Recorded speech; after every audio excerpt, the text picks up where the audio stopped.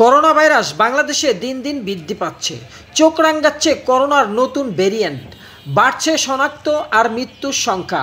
৫ বছর আগে বিশ্বজুড়ে ভয়াবহ রূপ নেওয়া এ ভাইরাসের দাপট মাঝখানে কমলেও চলতি বছর আবারও মাথাচাড়া দিচ্ছে।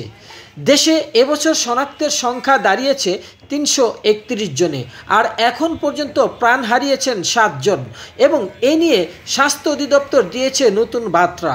করোনার নতুন ধরনের জন্য কোনো টিকা আবিষ্কার হয়নি এবং চিকিৎসকরা বলছেন এখনও কার্যকরী রয়েছে আগের টিকাগুলি।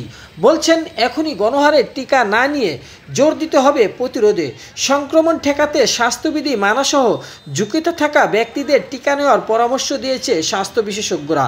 যদি স্বাস্থ্য অধিদপ্তরের নির্দেশনা মানা না হয় তাহলে লকডাউন আসতে পারে পরীক্ষা বন্ধের নির্দেশনা। তবে পরীক্ষা নিয়ে ৯টি নির্দেশনা ইতিমধ্যে জারি করা হয়েছে, যে বিকল্প ব্যবস্থা থাকতে পারে এই ৯টি নির্দেশনায়। মহাখালী ডিএনসিসি হাসপাতালের পরিচালক কর্নেল তানভীর আহমেদ বলেন যে সতর্ক থাকতে হবে।